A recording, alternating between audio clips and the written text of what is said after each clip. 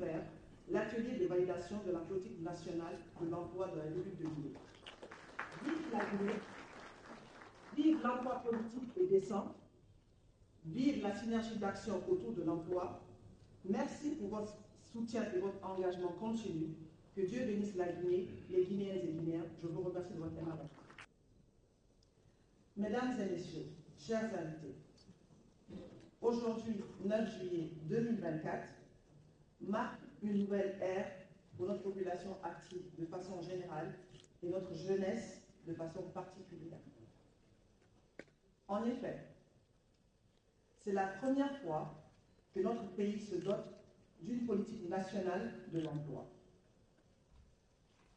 C'est donc avec un immense plaisir et un réel privilège que je procède aujourd'hui au lancement des travaux de validation de cette politique nationale de l'emploi pour la période 2024-2030.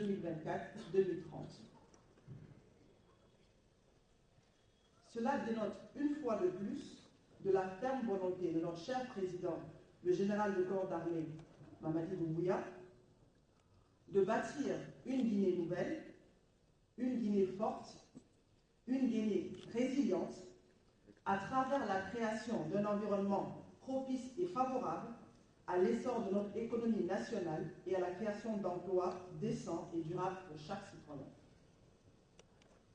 Mesdames et messieurs, distingués invités, le secteur de l'emploi en Guinée est incontestablement un moteur essentiel de notre développement économique et social. C'est à ce titre d'ailleurs que Monsieur le Premier ministre, chef du gouvernement, M. Amadou Ouriba, dans son discours de déclaration de politique générale du gouvernement le 27 mai dernier, devant le peuple de Guinée à l'hémicycle, a souligné avec fermeté la nécessité de mettre en œuvre les mécanismes capables de favoriser l'insertion professionnelle de nos jeunes. Nous sommes ainsi conscients de ce souci constant du gouvernement à favoriser et à multiplier les opportunités d'emploi pour tous et particulièrement pour les jeunes, les femmes, les personnes vulnérables, en vue d'accélérer la croissance économique de notre chère nation.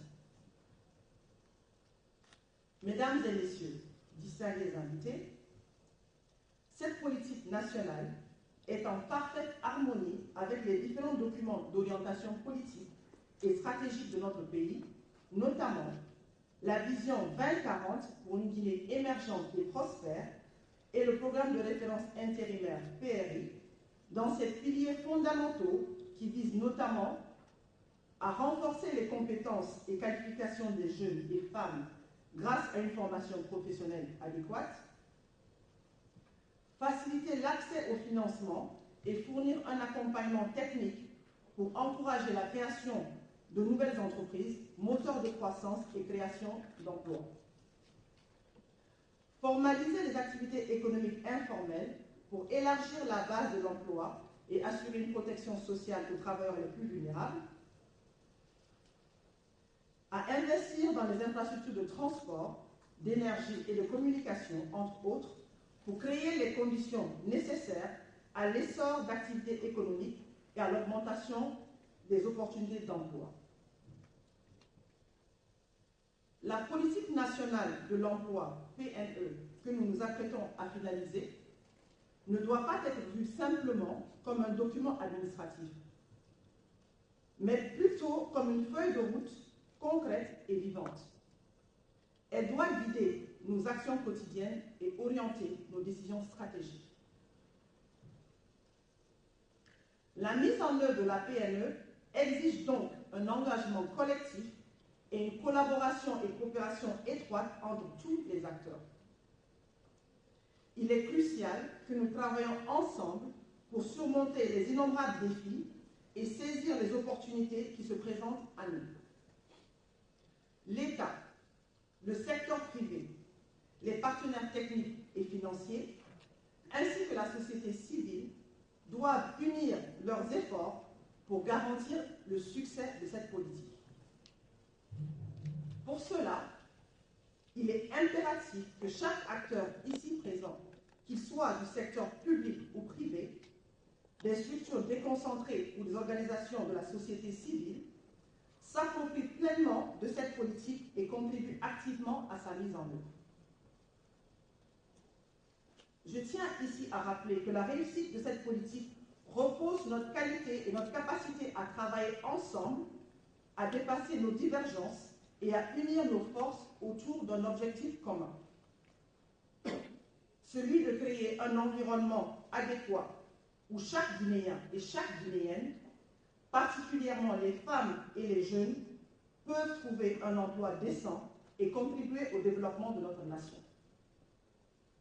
Cette politique sera le fruit de nos efforts conjugués et de notre détermination à doter notre pays d'un cadre stratégique et solide pour l'emploi.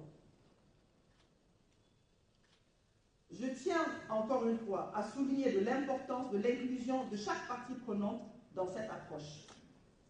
Nous devons veiller à ce que les bénéfices de la croissance économique soient équitablement partagés et que personne ne soit laissé pour compte. Les jeunes, les femmes, les personnes en situation de handicap et les populations rurales doivent être au cœur de nos préoccupations. Mesdames et messieurs, distingués invités, nous avons aujourd'hui une opportunité unique de transformer le paysage de l'emploi en Guinée. Cette transformation ne se fera pas par des discours ou des intentions, aussi nobles soient-ils. Elle se réalisera par des actions concrètes, par des réformes audacieuses et par un engagement sans faille de chacun d'entre nous. C'est pourquoi je lance ici, aujourd'hui, un appel solennel à toutes les personnes présentes à cet atelier à travailler avec détermination et rigueur pour que cette politique, notre politique nationale de l'emploi, devienne une réalité. Votre expertise, votre engagement et votre dévouement sont indispensables pour relever ce défi majeur. À la suite de cette étape de validation, ensemble, nous devons élaborer des plans d'action précis, fixer des objectifs clairs et mesurables et mettre en place des mécanismes de suivi et d'évaluation rigoureux. Mesdames et messieurs, il me revient donc également la responsabilité d'assurer une communication transparente et régulière avec tous les acteurs concernés afin de maintenir une dynamique positive et inclusive. Je suis convaincue que grâce à votre engagement et à votre travail acharné, vous parviendrez à faire de cette politique un véritable levier de transformation pour notre pays. Chaque emploi créé, chaque jeune formé, chaque entreprise soutenue sera une victoire collective et une avancée vers notre vision d'une Guinée prospère et inclusive. Mesdames et messieurs, distingués invités, pour terminer mon propos, permettez-moi encore une fois de plus de rendre un hommage vibrant et mérité à son Excellence le Général de Corps d'Armée, Mamadi Doumbouya, pour sa clairvoyance et sa vision depuis le 5 septembre 2021 à offrir à nos populations une Guinée qui favorise leur épanouissement et leur bien-être.